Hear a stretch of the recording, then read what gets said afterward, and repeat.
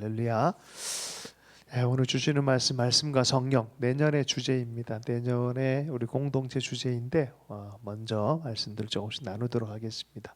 사도행전 3장 1절에서 12절 말씀, 잘하는 말씀이죠. 4절부터 한번 볼까요? 기도 시간에 성전에 들어가려고 하는 베드로와 요한, 3장 4절 함께 읽어보겠습니다. 시작. 베드로가 요한과 더불어 주목하여 이르되 우리를 보라 하니 그가 그들에게서 무엇을 얻을까 하여 바라보거늘 베드로가 이르되 금과 은과 금은 내게 없거니와 내게 있는 이것을 내게 주노니 나사렛 예수 그리스도의 이름으로 일어나 걸으라 하고. 아멘. 일어나 걸으라. 여러분, 그 안진뱅이 나면서부터 안진뱅이 어디에 있었어요? 미문에 앉아 있었어요. 미문에 앉아 있었던 이 안진뱅이는 요한과 베드로가 활동할 때만 앉아 있었던 게 아닌 것이죠. 언제 앉아 있었어요? 예수님께서 사역하셨던 때 바로 얼마 전에도 그 자리에 앉아 있었어요. 그러니까 가만 상상해 보십시다. 왜 하나님 예수 그리스도께서는 그 안진뱅이를 그대로 두셨을까?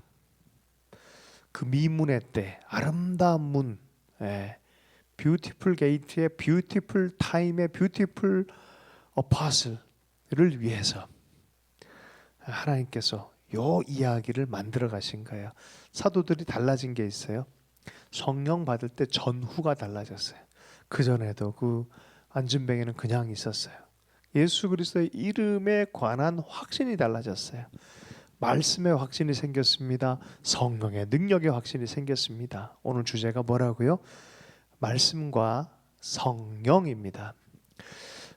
그것이 누구 안에서 역사가 일어납니까? 예수 그리스도 그분의 이름 안에서. 우리가 그리스도의 이름을 발견하는 것은 바로 말씀 안에서 발견하는 것이고요, 성령을 통해서 발견하는 것입니다. 안진뱅이를 일으킨 건 누구의 능력입니까? 예수 그리스도의 능력이에요. 예수 그리스도를 발견하는 거예요. 그리스도를 안고 그리스도를 발견한 두 가지 큰 기둥, 말씀과 성령입니다. 성령으로 하지 않으면 주라고 할 수 없다라는 그 말씀이 있죠. 이사야서 8장에 보면은 이런 말씀이 있어요. 조금 오늘 여러 부분들을 얘기를 할 거지만 시간은 그렇게 길지 않을 거예요. 많은 얘기지만 여러분 똑똑하니까 빨리 정리가 될 거라 생각합니다. 할렐루야. 이사야의 7장에 보면 아들을 낳을 것인데 아들의 이름을 임마누엘, 이 아들 임마누엘, 성육신 하시는 이 예수님을 발견해야만 구원을 경험합니다. 근데 많은 사람이 크리스마스 때마다 이 아기 예수에 대한 얘기를 하는데 요 구절만 가져가려고 그래요. 근데 사실 이 구절의 전후 내용을 보면 엄청난 이야기가 숨어져 있습니다. 이때는 어떤 때였냐? 북이스라엘과 아람, 곧 다메섹 지역에 있는 아람 왕 르신과 북이스라엘 사마리아 지역 중심의 르말리아의 아들인 베가 왕이 북이스라엘 전체를 다스리는 사람들이 북이스라엘과 아람이 합세해가지고 남유다를 공격하려고 했던 거예요. 그런 굉장히 위험한 시즌이었습니다. 남유다는 아하스 왕이었습니다. 할아버지가 우시아였고 아버지가 요담이었습니다. 우시아와 요담의 자손입니다.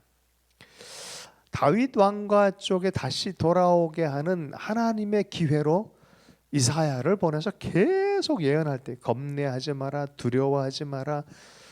이사야의 이 아들 스알야숲을 보내가지고 얘기를 합니다. 삼가며 조용히 해라, 너무 떨지 마라, 이 상황 너무너무 저들은 연기나는 부찌깽이와 같다, 연기만 심할 뿐이지 아무것도 아니다라고 말하는 거예요. 그러니까 두려워하지 말고 낙심하지 말고 힘을 내라 라는 그런 분위기 안에서 요 약속을 한 거예요. 느낌적 느낌을 알죠? 이제 우리 죽었구나, 끝났구나, 이거 어떡하면 좋으냐, 뭐 이런 느낌일 때 아들의 약속을 얘기를 해준 거예요. 긴 얘기는 여러분 8장, 7장, 8장, 9장 이렇게 쭉 읽어보면 그때 역사 안에 들어가서 분위기를 읽을 수 있을 거예요. 이사야의 아들 이름들입니다. 스알, 야숲도 있고 남은 자는 돌아온다 이런 뜻이에요. 이사야는 뭡니까? 하나님은 구원이시다. 둘째 아들 8장의 예언에 대해서 마할, 살렐, 하스바스 뭡니까? 곧 노략이 속히 이루어질 것이다. 여러분 보세요. 심판에 대한 이야기와 남은 자는 돌아올 거다라는 얘기. 그리고 구원을 베푸는 건 하나님이다. 그 하나님의 약속에 관해서 임마누엘이라는 아기의 예언을 준 거예요.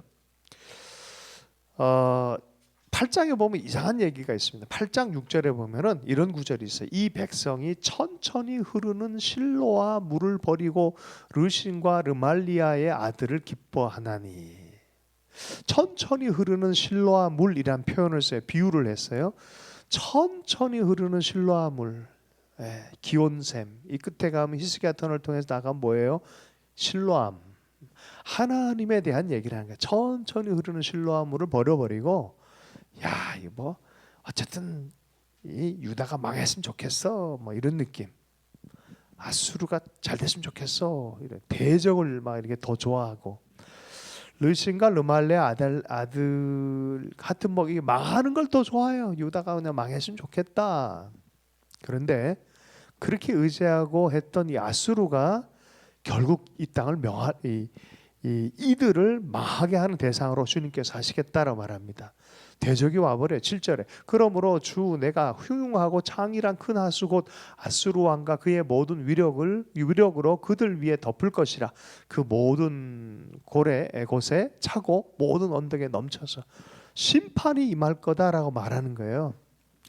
자, 그런데 진짜 이 본문 이상합니다. 진짜 이상합니다. 한번 찾아보세요. 8장 7절 8절 읽어보면 아수르가 와서, 아니 지금 찾으라는 소리가 나중에, 랍스르가 와서 다 멸망시키겠다라고 말해놓고 막 그렇게 뭐 홍수같이 심판이 될 거다 막 말해놓고 갑자기 이상한 얘기를 해요. 바로 7장에 얘기했던 임마누엘 얘기를 합니다. 임마누엘이여 그의 날개가 내 땅에 편만하리라. 구원하시는 하나님의 이름이잖아요. 그 심판 중에 하나님의 구원의 손이 온 땅에 편만할 것이다 라고 표현하고 있어요. 홍수를 뒤덮는 홍수 위에, 심판인 홍수 위에 구원하는 날개가, 은혜의 날개가 펼쳐질 거란 거야.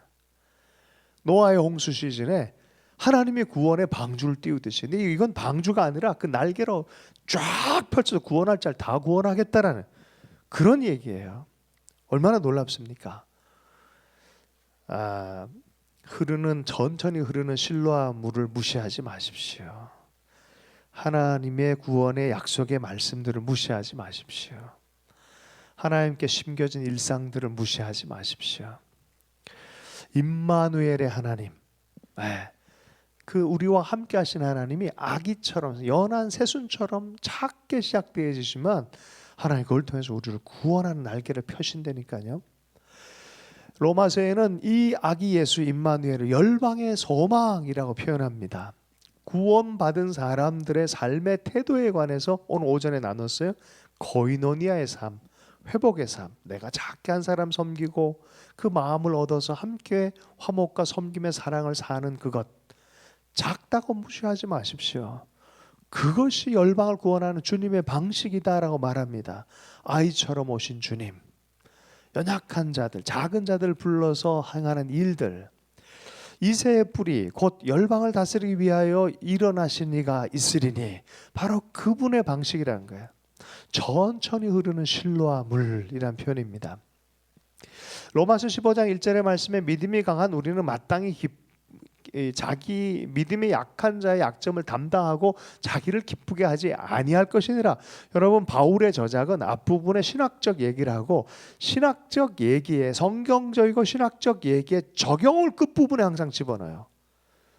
여러분, 로마서 15장의 적용이 뭔지 아십니까?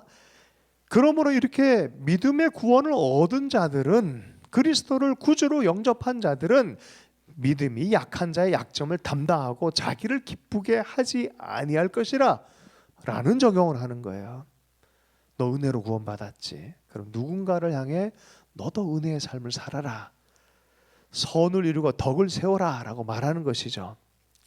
그리고 예수님도 자기를 기쁘게 하지 않았고 이웃에게 사람들의 덕을 세우게 자기를 버린 것처럼 많은 비방을 받으시고 십자가를 지신 것처럼 주를 비방하는 비방이 내게 미친다라는 표현까지 써요. 그러면서 무엇이든지 전에 기록된 바는 우리의 교훈을 위하여 기록된 것이니 우리로 하여금 인내로. 그러니까 예수님 보고 성경 읽어보면 그 결론 아니냐, 하나님은 어떤 분 아니냐, 그러므로 너 믿음의 인내를 가져라. 그 다음에 뭐예요? 또는 성경의 위로로 소망을 가지게 함이니라. 성경의 결론, 하나님의 특성, 하나님은 어떻게 일하는지 네가 이해했으면 그거 읽으면 위로가 되지 않겠냐. 우리가 지금 갖고 있는 신앙의 태도를 점검할 필요가 있어요. 임마누엘이라고 부름받은 예수 그리스도의 사역의 길, 제자들이 그걸 깨달았어요. 와, 그 다 통과하니까 맞네 말씀이. 그리고 이렇게 살아가기 결정할 때 성령의 역사 안에 이 두 길을 발견했어요. 재발견한 거죠.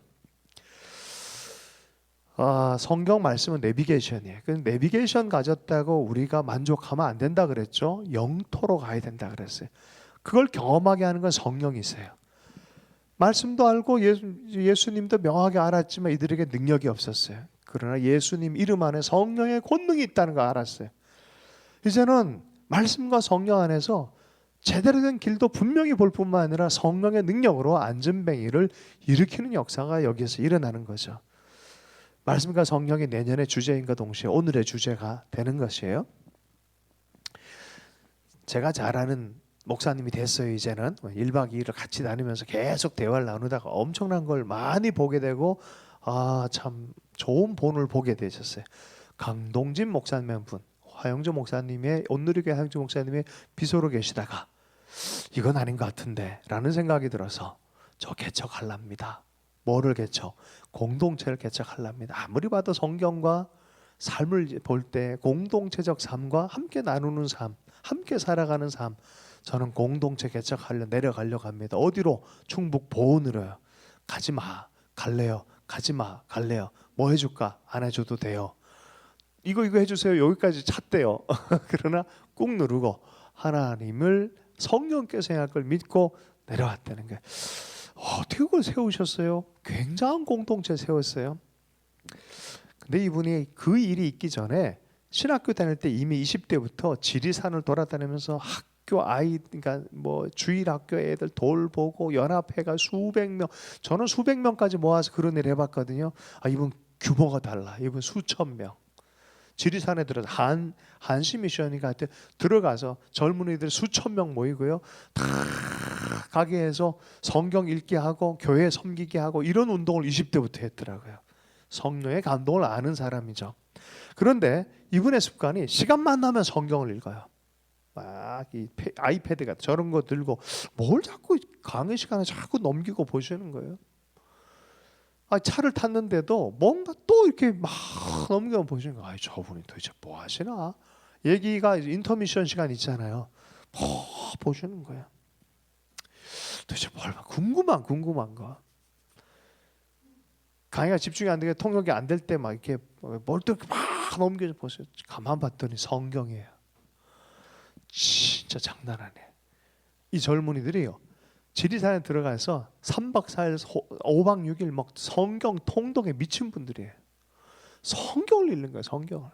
지금도 그렇게 해요. 정말 그런지 며칠 일주일 동안 거의 뭐 며칠 이렇게 보고 1박 2일은 개인적으로 대화 나누고 그 삶을 잠깐 봤잖아요. 그냥 나한테 잘 보려고 하는 거 절대 아님. 습관이에요. 습관. 그냥 성경에 빠져들어간 거예요.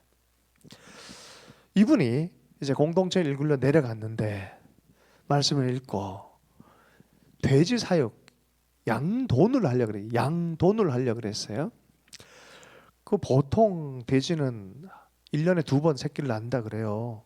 많이 낳으면 20마리까지 낳고 대충 한 10몇 마리 낳는데 많이 낳는 걸로 계산하면 2마리 돼지가 1년 이후에 몇 마리를 낳겠습니까?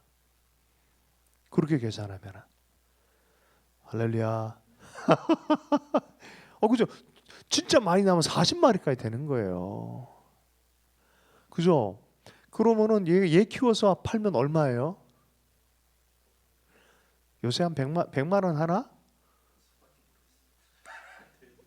소는 얼마죠? 800마리예요, 소는. 한 100만 원을 하자고요, 돼지를. 그러면 100만 원에 40마리면은 얼마예요? 괜찮잖아요. 그 두 마리 이렇게 해가지고. 근데 이게 한 100마리에서 아유 양돈 이게 될까? 엄청난 상상을 하고 그 기도하는 거예요.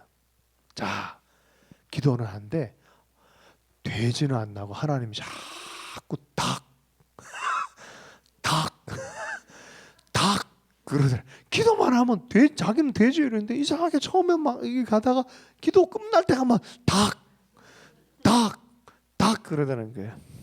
이게 실제입니다. 실제. 성경 읽고 막 하면 이상하게 말씀과 더불어 성령이 역사하는데 그렇잖아. 구체적으로 얘기는 성경에 안 나왔잖아요. 21세기 서울의 얘기는 성경 안 나왔잖아요. 그러나 그 성경에 적용되게 하는 건 누구시다? 성령님이시다.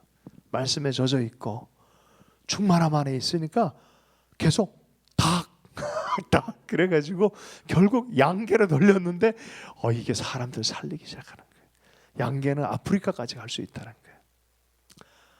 공동체를 일구는데 이 닭이 엄청 하나님 복을 주신 거예요. 그리고 그런 식으로 선교사들도 살고 그 농촌에서 많은 사람 사는 방법을 가르쳐줘. 모로코에도 가셔서 또 그거 하시고 아프리카에 뭐 이런저런 곳에서 하나님이 쓰시는 엄청난 도가 된 거를 경험한 얘기를 들었어요. 자, 그런데 돼지 때문에 또 망한 분이 또 한 명 있어요. 목사님이 청계천에서 일하다가 빈민들이 쫓겨나게 생겼어요. 사상적인 이유 때문에 정부가 오해를 해가 다 쫓아내 버렸어요. 목권 살아야 되지 않냐? DMZ 쪽으로 가려고 그랬더니 거기는 더 위험한 얘들 또 북한에 갈 것 같으니까 너 저기나 가라. 그럼 뭐 땅이라도 줘야지. 남양만에 보냈어요. 아, 쌀을 이렇게 했는데 와 쌀이 나네요. 너무 감격스러운 추수감사를 했는데 목사님 머리를 막 굴린 거예요. 어떤 뭐를 굴렸냐면 조금 쌀로는 먹고 사는데 힘들고 자녀들 키우는 데는 조금 쉽진 않겠다 싶어가지고 이걸 또 뭐 해서 또 양돈을 한 거예요. 돼지를 키웠어요. 문제는 그때 호주에서 수입 돼지가 막 들어오면서 엄청 폭락을 해버린 거예요. 그러니 사람들이 열이 확 받아버린 거예요. 1년 내내 했었는데. 그러니까 맨날 지나가면서 이 생긴 건 돼지 같아가지고 말이야. 목사님 말이야. 이러면서 그러니까 내가 어찌 돼지 사람 듣는 기분 나빠요. 그래. 아유 기분이 나빠가지고 하는 얘기지 본심은 아닌 거 알지 않냐고. 그래도 정말 이거 아니지 하면서 돼지 새끼들을 그냥 바다에 그냥 다 밀어 넣으려고 이렇게 사람들 갖다 내주면 이 돼지들이 죽지도 않고 꾸역꾸 나오더래요. 그래서 사람들이 열받아가지고 이걸 다 뭐 해가지고 목사님 집에다 확 갖다 놔버린 거예요. 뭐 이렇게 굉장히 마음이 힘들었다는 거예요. 빚을 지기 시작한 거예요. 왜냐하면 이걸 가지고 이 농촌에서 잘 살아보려고 빚져 가지고 이렇게 했는데 약속도 못 갚고 돈 빌린 것도 못 갚으니까 무슨 빚이 수억이 되어버린 거예요. 그 자중질환이 일어나니까 교회와 그 지역 공동체가 이거 어떡하냐. 우리 목사님 말 듣고 했는데 엉망이 됐다. 막 엉망진창 될 쯤에 목사님이 결단 내린 거. 그거 다 내 책임이고 내가 다 아는게 그렇게 싸우지 말라고. 그랬는데 그때부터 목사님 힘이 축 빠져버린 거예요. 이거 어떻게 해결해요? 그래서 너무 마음 불편하고 속상하고 잘 될 때는 칭찬 한마디 안 해주고 하더니 안 되니까 막 자기를 이렇게 공격한다 그러면서 너무 힘들어져 가지고 기도실에 들어간다고 두 집사에 불러서 절대로 나 나온 이 일 때문에 기도하라 하나님께 물어보러 들어갔는데 5일 동안 들어갔다는 거예요. 5일 동안 들어가는데 갑자기 서울에서 어떤 자매님이 왔대요. 목사님 꼭 만나야 된다고. 그 무슨 뭐 나 안 나간다 그러고 그냥 얼굴 안 봐도 되니까 하나님 주신 말씀이라고. 뭐 당신한테 전하라고 한 하나님의 말씀이라고. 목사한테 말씀을 전해? 그래서 로마서 8장 13절의 말씀을 전해주라고 하나님 말씀하셨다고. 너희가 육신대로 살면 반드시 죽을 것이로되 영으로서 몸의 행실을 죽이면 살리라. 로마서 8장 13절 한번 띄워줄래요? 네. 로마서 8장 없어요? 네, 한번 찾아서 읽어보십시다. 로마서 8장 13절의 말씀. 네. 로마서 8장 13절의 말씀입니다. 함께 읽어보겠습니다. 시작. 육신대로 살면 몸의 행실을 죽이면 살다. 그 위에 구절이요. 여러분 읽어주세요. 시작.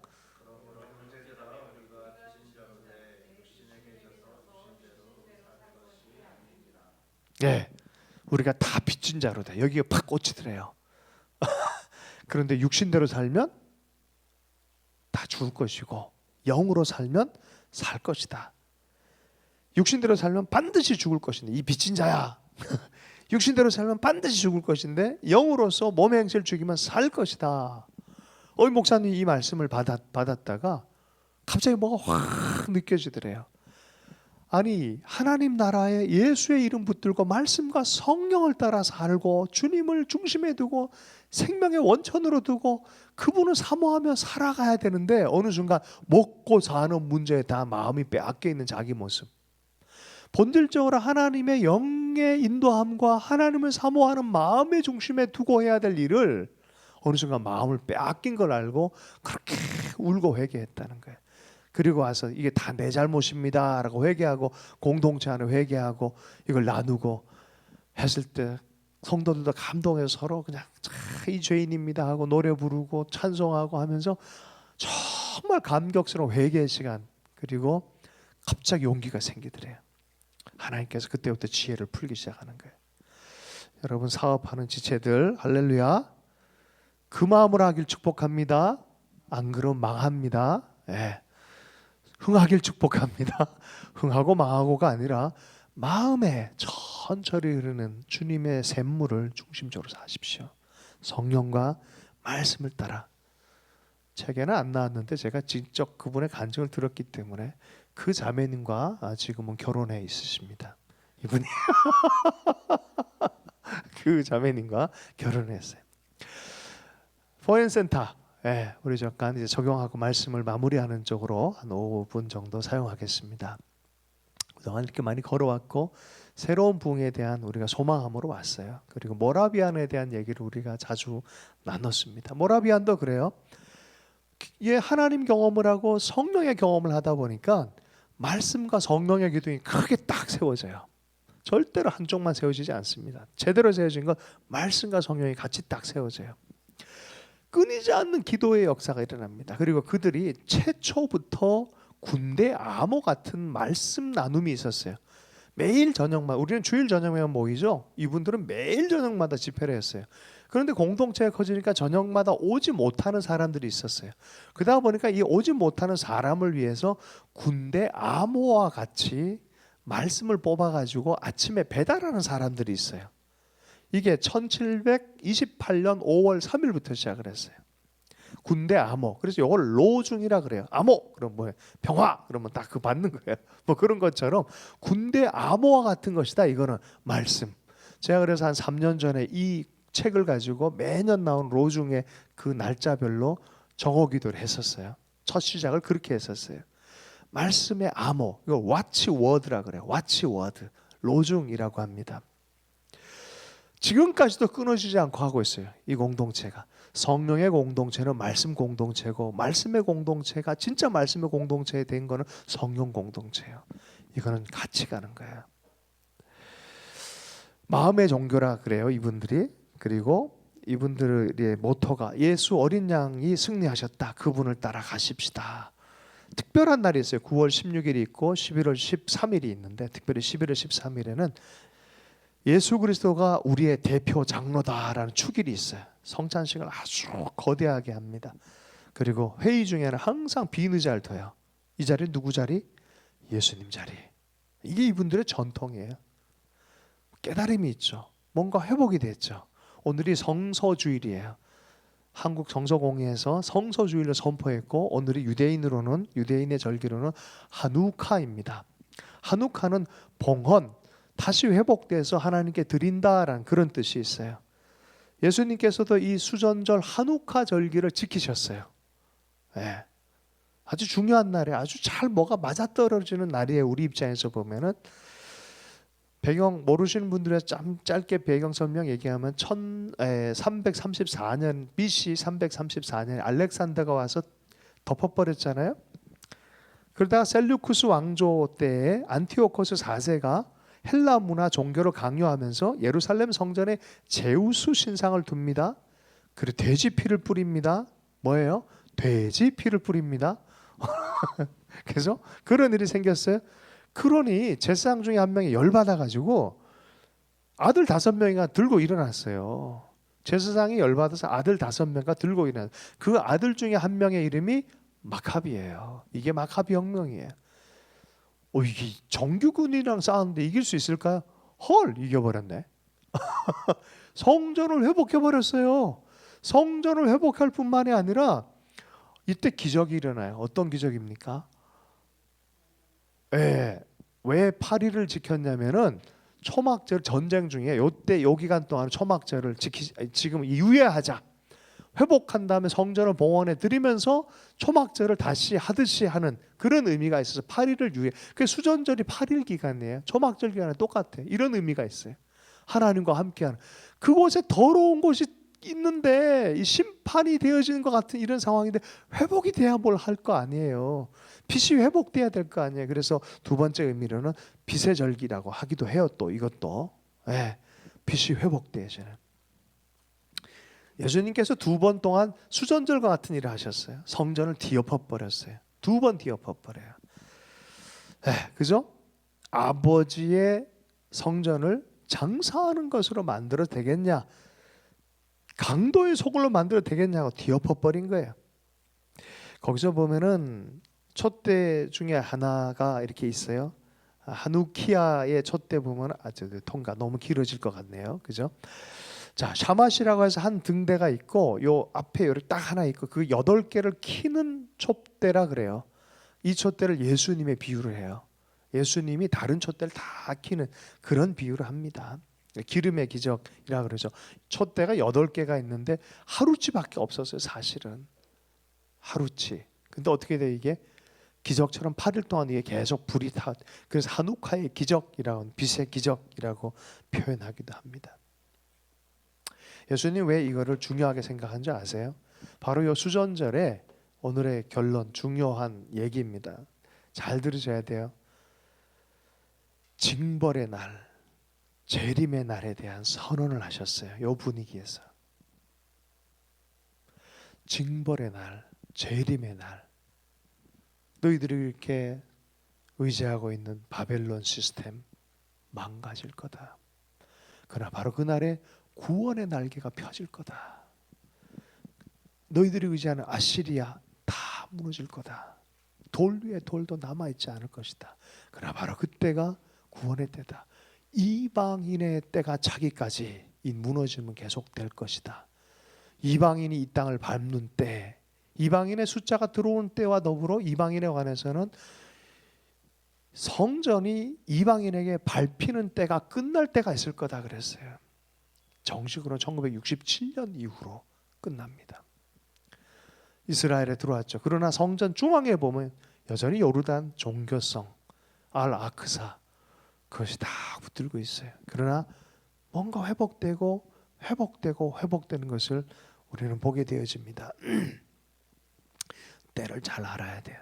때를 분별을 잘 해야 됩니다. 시기를 분별해야 됩니다. 봉헌의 때 어떤 일이 벌어질까요? 예수 그리스도의 회복이에요. 말씀과 성령의 회복이 돼야 돼요. 그래서 내년에 우리는 이것을 두고 기도할 것입니다.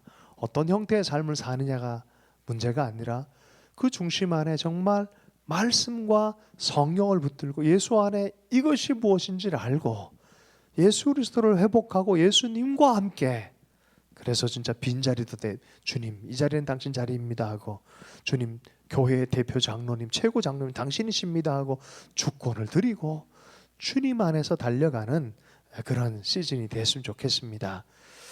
주신 말씀 붙들고 잠시 기도하고 여러분 계속해서 기도 나누도록 하겠습니다. 그렇게 기도하십시다. 정말 지금은 어쩌면 마카비 혁명 때처럼 하나님 회복하는 때를 명하시는 것 같아요.